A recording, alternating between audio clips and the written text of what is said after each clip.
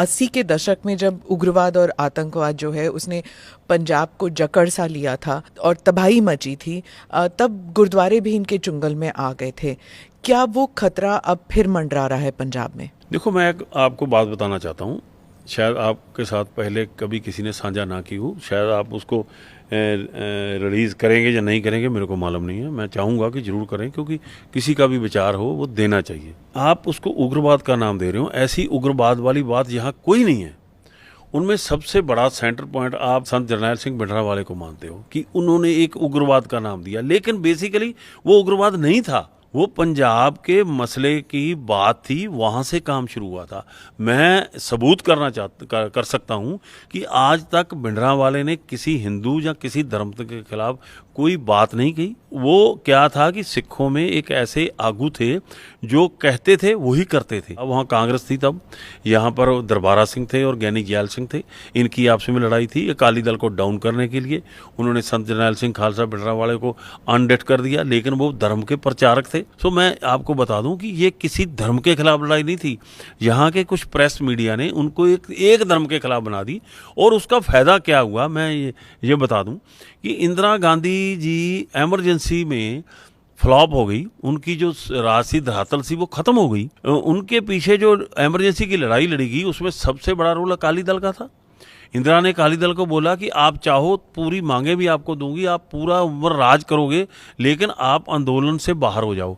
लेकिन अकाली दल ने कहा कि जो हमारे गुरु ने बताया कि जबर जुल्म के खिलाफ हम लड़ाई लड़ेंगे। उसके बाद में इंदिरा जी ने अपना अस्तित्व बचाने के लिए उन्होंने ये बात चुनी, ऐसे कि मैं उस समय दरबार साहब में मौजूद था जब ब्लू स्टार ऑपरेशन हुआ है, उसकी जरूरत नहीं थी। लेकिन ऑपरेशन ब्लू स्टार के दौरान गोल्डन टेम्पल में थे? हाँ जी, हाँ जी।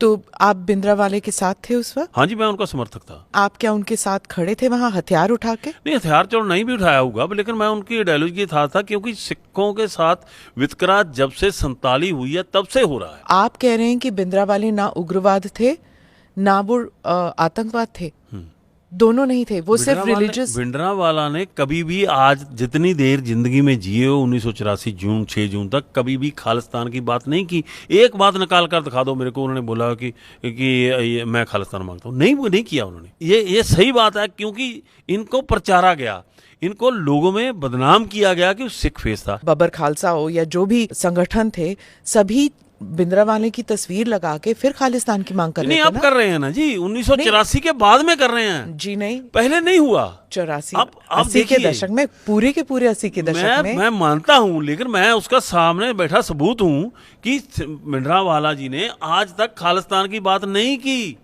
उन्होंने नहीं मांगा खालिस्तान। 80 के दशक में क्या पंजाब में अलगाववाद और आतंकवाद था ही नहीं? जो लड़ाई होती है वो अलग अलग ढंग से कुछ लोग अपने तौर से करते हैं।